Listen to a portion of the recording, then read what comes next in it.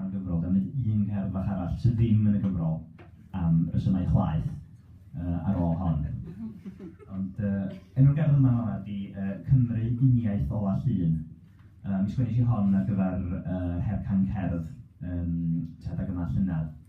Dwi'n meddwl sgwennes i hon tua 4 yn bora falle. A ni'n chwilio ar y we am bach o ysbrydoliaeth o beth i.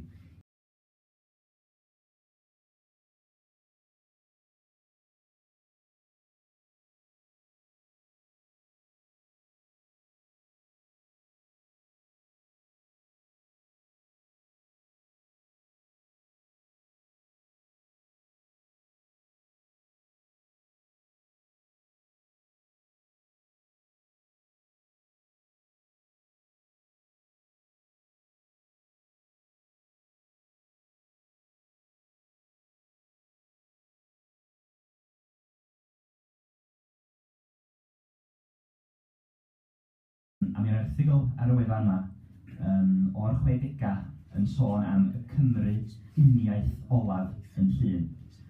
Mae'n anodd credu mi oedd hynny ni sydd wedi arfer ar fod yn Gymry dwyieithog, fel tasa hynna rhyw fath un stad naturiol wedi bod erioed. Mi oedd yna Gymry Uniaith dal hyd lle. Mae mam yn cofio nhw'n iawn lle ym Mhenllyn tan y 60au thu hwnt. Yna rhyw deimlad rhyfel yn darllen am y bobl yma ac yn teimlo rhyw eiddigedd tuag at y bobl yma bron. Bod nhw'n byw i bywydau nhw'n gyfan gwbl drwy'r Gymraeg hen fwyd, ynysig ryfeddol oedd yn byw hynny oedd i bywydau nhw heb newid ers hynny oedd nhw fel sy'n dod o berfeddio ar ddilor ar ganrif 15 cladriad. Ac eto, mi oedd gen i rhyw eiddigedd tuag atyn nhw yn byw i bywydau yn gyfan gwbl drwy'r Gymraeg, a dwi'n gwybod bod hynna'n afiach.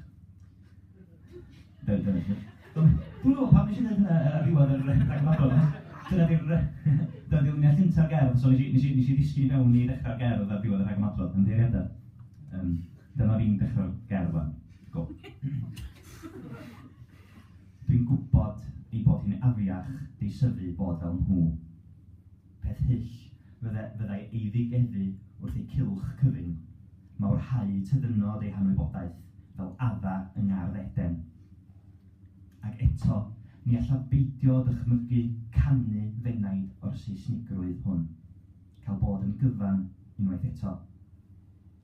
Ond yna, breuddwyd gwrach, yw bitio mae'r rhain yn lapio ei hunan fel tyrchod deiar ym mhrydd du methiant, a'i dillad yn suro a'i cefnau crwm. Dwi'n ffwl, wrth gwrs. Mae Cymru, Uniaith, Llun yn dal yno. Ond mae Saesneg ydy'r iaith. Ac mae nhw'n mynd o nerth i nerth yn hyddynol.